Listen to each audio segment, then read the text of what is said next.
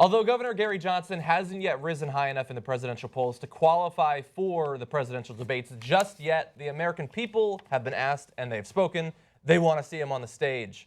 There's a new poll from Quinnipiac University that shows 62% of likely voters nationally say that Johnson should be included in the debates this year, breaking down to 60% of Democrats and 56% of Republicans, which really fast is pretty interesting since he is much more on the right side of the political spectrum, but there are actually more Democrats who want to see him debating, which perhaps says more about Hillary Clinton than it does about Gary Johnson, and a little bit higher than that in terms of the independents, obviously, since that's his base of support.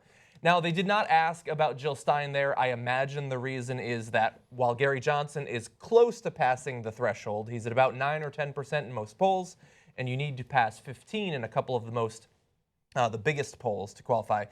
Jill Stein is still at about 3 or 4% in most polls. But I do have some other information about third-party candidates that I think that I looked into the raw data and thought was pretty interesting. But first of all, he's at 9 or 10% yet. They keep talking, and we've talked about this on the show, they keep saying you have to pass 15% to get in.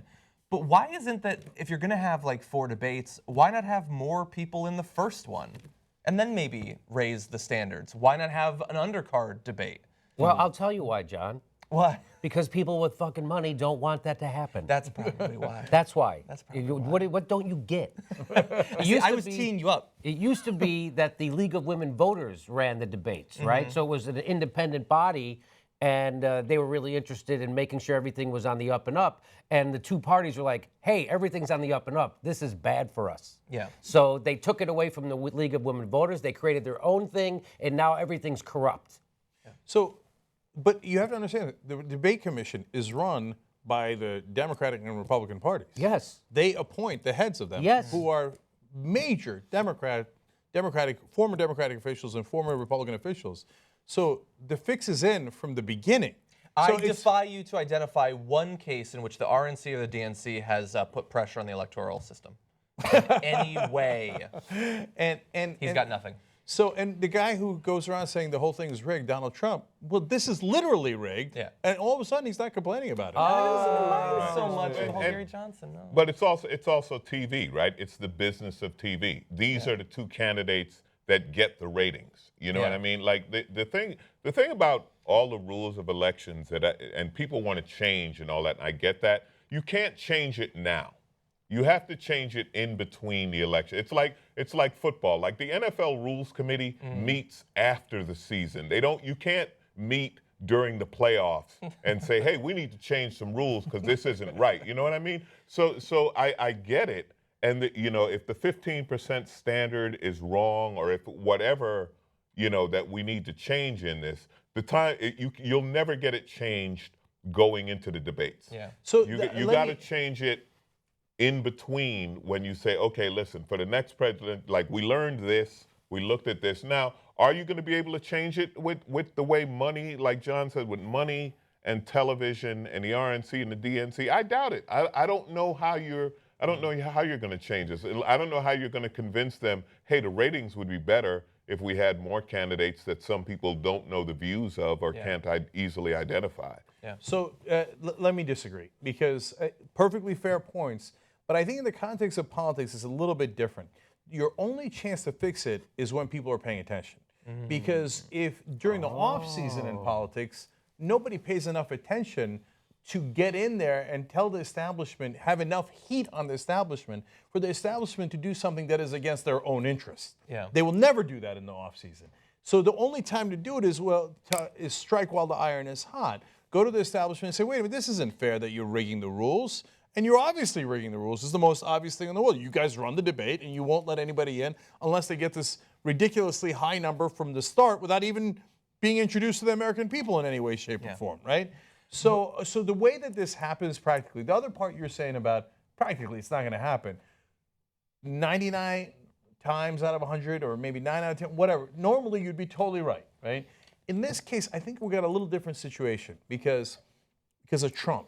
Trump's such a wild card that there are plenty of people within the Republican Party who think, Gary Johnson, yeah, right? It is true because you can't take him seriously as a candidate. The old school Republicans are like, give us somebody else. So I understand what you're saying. I just don't think that they're going to change the rules now. And even when it comes to changing the rules in between, that is when the Republicans are very good at changing the voting rules, right? That's when they do it. In the midterm elections is when they come up with these weird, whether they be residential rules or whatever they do to rig who can vote. You got to go. That's when they do it. You got to show your license to get on a plane, Alonzo. That's all I'm saying. The point is, what we need to do is have ranked voting, right? This is a little bit off topic of the debates, but it's this whole third party thing, and should we give them attention? And people are wagging their finger at me saying you can't vote for a third party because Trump, right? And you're like, well, what if I agree with their ideas? And then they're like, well, you can't vote for them until a lot of people are already voting for them. Yeah. Well, how do you get there? Well, it's how not do you that you can't. It's that you know what the result will be. It's this like it's the only way you get to a lot of people voting for a third party. Hey, by the way, Abraham Lincoln, third party candidate. We'll be right back. Yes. So what I hope will happen in terms of the debate is they of course they won't be able to fix the rules right now, or fix the rules. They won't be able to shift the rules in a way that seems more fair right now. They're not going to. But I do think that there's a chance that, considering the climate of the election right now and how disliked both Hillary Clinton and Donald Trump are, that there's the profit motive that could lead the networks to doing the right thing. And so we've already had on Fusion. They had the Libertarian, they had Gary Johnson. I believe CNN had a Jill Stein town hall. Yep. So we can't have the debate. You can't do that, whatever, with the DNC, the RNC. But there's no reason why the networks shouldn't want to attract a younger audience who doesn't watch CNN or Fusion normally, but might if Gary Johnson or Jill Stein are on the stage. So you might see that as a supplement to the election. Johnny, I got my degree in advertising, and what you don't understand about advertising is that the advertisers covet the 71 to 80-year-old demographic. Yeah. They don't want the young kids, Yeah. because the young kids, they don't buy stuff and whatever. Old people are the ones that they really want. The 65. And they watch the commercials because they literally can't get out of their chair. Yes, it's the exact opposite. People, after they're 50 years old, they're set in their ways, and advertisers don't usually advertise the people over 50 because they already have their likes set, right? It's the people who are younger. So you're right. They should want to do this to get a younger audience. They won't because they're networks and they're fucking stupid. They do seem to. No. So I'm sorry. Sorry, just to clarify though, the networks, I bet you if you gave them an option, they'd put Gary Johnson in there to mix things up and to make it more, I think they would think that it's more entertaining. I think they'd be right about that. No, they're desperate for access. Because if NBC says, hey, wait a minute, we should put Gary Johnson in debate, the Presidential Commission run by the Republicans and Democrats go, nah, I don't think NBC should moderate the debate. I think So ABC I'm saying like town should. hall or forum or something like that. Right. So that's why in this particular case, the parties have all the power, because they could go, I'm not going to give it to your network, I'm going to give it to the other network unless you shut the hell up and make sure that it's only the two of us in there. Yeah. So why don't I think Jill Stein and Gary Johnson should have a debate. I've actually might as asked both of them to do that on the Young Turks. Oh, you have? But ironically, Gary Johnson says no.